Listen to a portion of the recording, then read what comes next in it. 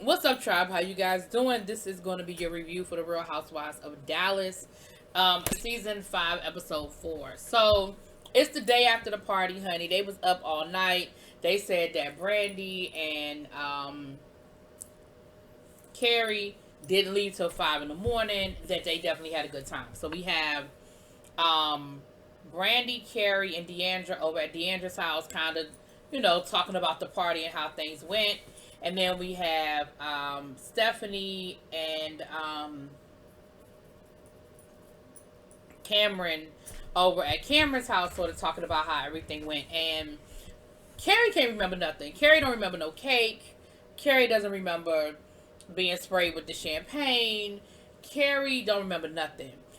She does remember pushing Tiffany in the pool, though. She remembers that happening. But she said, hey, Tiffany asked me to help her loosen up, and so that's what I did. I loosened her up. And Deandra tried to bring up to Carrie that, listen, the girl can't swim. You done pushed her in the pool and all her clothes, and, you did a bit much. And, Carrie, of course, was like, girl, whatever. I was just helping her have a good time. It is what it is. Now, Cameron, they're over at Cameron's house, sort of talking about the same thing. And Cameron's friend is there. I think Sam is her name. I don't know. She seems really cool, though. But she hasn't really been in a lot of the drama so far, so good, And, Cameron was like, listen, I'd have felt some kind of way about getting pushed in the pool. Like, that would have made me feel some kind of way about the situation. You know what I'm saying? Then, of course, Cameron had to bring up the whole Tiffany made me eat a chicken foot, and she told me that I offended her culture. Listen, I'm not doing that. I'm not doing this with you, Cameron, because you are like a dog with a bone when you get something in your and then you just like So, because of Corona, I understand that the way we're doing this filming thing, we have a lot of solo scenes. So, let me go through some of the solo scenes. So, the first solo scene is Stephanie is putting together her office. Remember, we saw last episode where she started this foundation, and Travis is sort of there, but he not there kind of thing. And he gave her office space, but she was like, it is the worst office space ever, so I'm going to paint it. I'm going to get it all set up. I have a desk and a computer here at the house that I'm going to move over there. And Travis is gone for 10 days with the kids because they went to go visit some of his relatives. And she said, I stayed here so I could get this in place. And so we have this whole scene. Listen, I love Stephanie, and I love these individual scenes. And it's funny because you will be like, oh, this is boring. They're not. But I'm going to tell you why I love these individual scenes. I don't know why they're playing different for me than they are on The Real Housewives of Atlanta. I don't know. I can't put a finger on it. But they are, and I really enjoyed them. So the Stephanie scene I enjoyed because, again, I think we're just seeing the growth in Stephanie. I think we're seeing Stephanie grow and evolve into just, she's finding herself. She said that, that she felt like she lost a part of herself when she, in her marriage, but that she's finding herself. And she said, I think Travis, forgets that, I was a social worker. I had a career. I owned my own home when we met. Like, I wasn't some, chick sitting around waiting for a man to come rescue me. And she was like, I love my life. Like, I'm not going to say that it's not a great life, but I do love that I'm finding something that gives me purpose. My kids are older. They're in school. And so, and she said, she grew up seeing her mom work. And she was with her mom and her brother-in-law who helped her move the desk out the house, and they got the painting supplies and everything. And she painted her office herself. She didn't pay a mover. She moved everything herself. She packed everything up herself. She moved in, and she painted most of the office by herself. Her mom helped her tape everything up, and she did most of the painting. And she said, the older I get, the more I realize that I married my father. Most women marry their fathers, good, bad, or indifferent. And, the more she talked to her mom about her dad, the more she was like, okay, that's Travis. Like, that's Travis. That's Travis, And so it was great to see Stephanie just finding her voice again and finding her purpose again. And I love it, and I'm here for it. I'm so happy for that. The other scene we saw Tiffany recertifying one of her things that she has to recertify. She had her daughters with her, and she had them dressed up as doctors, and they had their stethoscopes, and she let them sort of help the guy set up the equipment and everything for her test. And then we saw her going through her test, and of course she passed it with flying colors, and everything was cool. And then we saw her have a conversation with her daughters afterwards, and she was saying, look, I know that sometimes mommy isn't here, but mommy's saving people's lives, and are you guys okay, with sharing your mom? And they were like, yeah, well, we want you here. And she was like, you want me here? Like, you're not happy with me, with me helping save lives? And they were like, nah, like, can you tell your boss that, you want to stay home? And so I know it made her feel a little sad, but it was an honest conversation that she had with her daughters. And she said, well, what about the people whose lives need to be saved? And they was like, girl, somebody else got that. Like, you ain't the only one that can save somebody's lives, Um, and she said that she does feel like she made some sacrifices for, in her life, that she did make some sacrifices. She missed her kids' first words. She missed their first steps. And so it just, it's an interesting, it was a great moment, because again, I think moms with children struggle with this. Not to say that men don't, but it's definitely, I feel like, a different struggle. And she doesn't begrudge her success. She's proud of her success. She's proud of all the things she's done. But I think she's at that crossroads, and I think the rest of her storyline we're going to see as the season progresses is her figuring out this struggle of how can she be at home more and with her kids. I really think that's what we're getting ready to see. Deandra, remember in the first episode or the second episode, we saw Deandra with her situation with her stepbrother and her stepmom, and how they were sort of pulled apart because her dad left 2 wills, and how they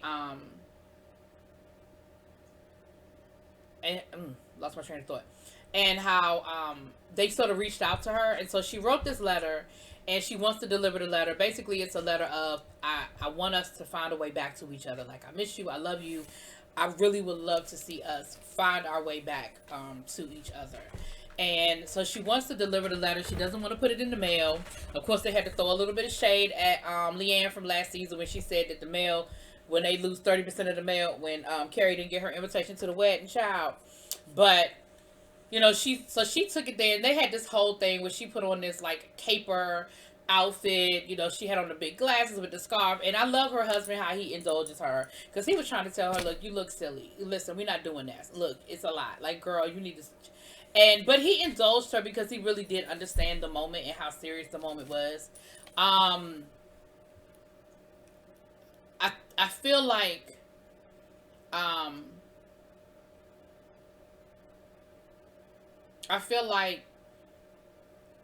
it was a good moment for her. She ended up delivering the letter, and she was nervous and she was scared, and I mean, she did all of that because she didn't want anybody to see. She was like, I'm not ready for a face-to-face yet. Like, baby steps, I'm dropping off the letter, I'm good, and so that was cool, and that was great to see. Then this last scene, I'm gonna say this, Carrie, I give you a lot of flack because you really get on my nerves a lot of the times. I'm gonna be honest, but we had this scene with Carrie and her daughter, and it's the same daughter, Olivia, the one we've seen a few times. Her hair is purple. She's dyed her hair, and she was like, I just don't care. Like, I love being different and unconventional. And she was talking about school, and we found out that her daughter has anxiety and battles depression. And this is what I want to say to Carrie, and I'm so serious when I say this. Carrie said that she didn't realize her daughter was battling with depression and didn't realize her daughter was having these struggles until she got a text from her daughter saying, I need some help. I need you to get me some help because I'm scared that I'm going to do something to myself. Carrie, what I want to say to you, you are doing something right. Do you know how many people don't make that phone call or don't send that text? The fact that your daughter, no matter how much flack she gives you, no matter how how up and down your relationship might be, the fact that your daughter reached out to you and said, I think I might do something to myself, I need help. I don't know if you understand how serious that is, that and how much you should I don't want to say pat yourself on the back, but how much you should recognize that you've done something right, and you've instilled something in her, that she reached out to you. The rest of the conversation was about her just sort of checking in, and sort of like, I wish I had known. I wish I had seen the signs. I wish there was more I could have done. Please let me know what I can do. Please tell me what I can do. Please, and her daughter said in her confessional, she was like, listen, sometimes, she said, ever since I told my mom that I needed help, she's been there.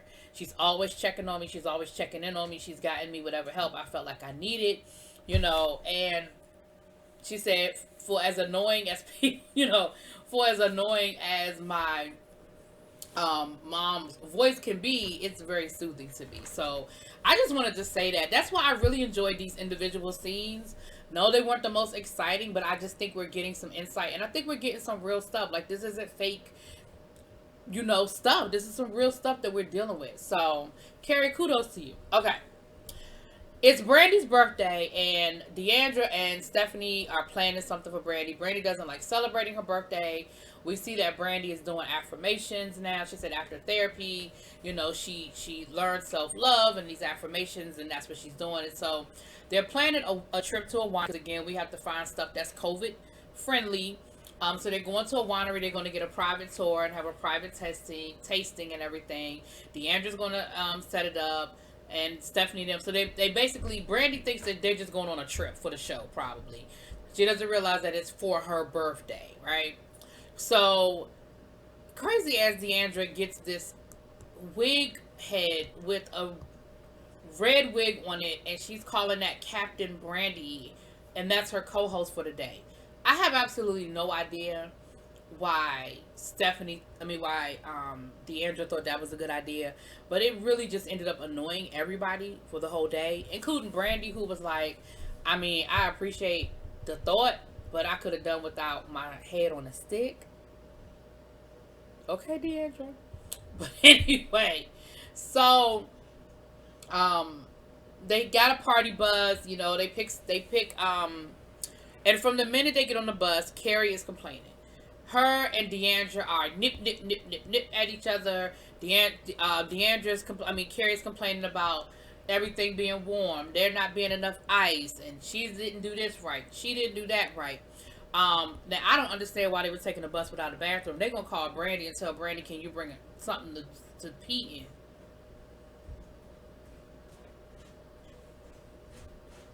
So Brandy got her son's potty and bought the potty, and I'm thinking, who the hell is sitting on this bus peeing on this potty? Like, where do we do that? Like, is that what we doing? It was crazy to me. But either way, they on their way down there, and of course they get on the pole, and they are dancing on the pole, and they try to get Tiffany to get on that pole, and Tiffany was like, yeah, no, I'm good. She said, where would I have ever gone that I would have learned how to dance on a pole for money? I said, I know that's right, Tiffany. Tiffany said, no, ma'am. I went to Cornell Medical School. I didn't have a class in that, okay? But she wasn't a party pooper about it. They had a good time. They drank, they laughed, they joked. And, of course, Carrie is snipping at Deandra the whole time. So they get to the winery, and Deandra's still carrying that damn wig on the head, Captain Brandy thing.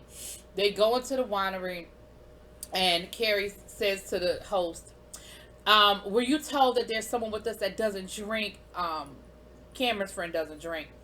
And the lady was like, well, no. And she was like, of course you didn't, because the host is. And so I was just like, Carrie, why? It's like you're determined that if Deandra says black, you gonna say white. It's like you're just determined that there's gonna be a problem. So they're going on the wine tour, and now you have Carrie and Cameron trying to get rid of this damn wig, this head. They're trying to figure out how they can get rid of this head, wig, head, whatever the hell the thing is called. And they were sitting down for, some cheese and crackers and all that good stuff. And they're trying to get Deandra to go to the bathroom, child. And of course, Deandra ain't going to go to the bathroom, because whenever you want somebody to go to the bathroom, they not. Because they were going to get rid of that thing while Deandra was in the bathroom. And I feel like Carrie might have been trying to piss Deandra off enough to get up and walk away. I don't know. But she starts coming at her about her not being able to do anything right. She can't set up a party. She's a terrible hostess. And I mean, Deandra was like, girl, the next time you host something, you just wait. Because I'm going to be a bitch on wheels with you. Because, like, you are really doing the most. Then Deandra starts talking about why she didn't have time to do certain things because she's running a business. And, baby, you know how you get in the middle of getting ready to say something and you have to catch yourself? Because Deandra was getting ready to say, I mean, I'm running a viable business. Like, I guess in the midst of Corona. And she was throwing some daggers at Carrie. But, of course, Cameron was there. And y'all know how Cameron is. When she cool with you, she cool with you. So she was like, what does that mean? And she was like, girl, like, your mama is cutting checks for you. Like, we have businesses. What you trying to say? And I'm thinking, Cameron, your husband is cutting checks for you. Let's rewind a couple of seasons back to Sparkle Dog. Your husband has you, not only did he have you on a budget, but he had you on a timeline and said, if this business don't turn a profit by XYZ day, I'm shutting it down. So, ma'am, those who live in glass houses shall not throw stones. But either way, that they left it at that, with the two of them going at it and just fussing and cussing, and we'll pick up next week with what it is. But anyway, that's what it was. Y'all let me know what y'all think. Drop it in those comments. Peace.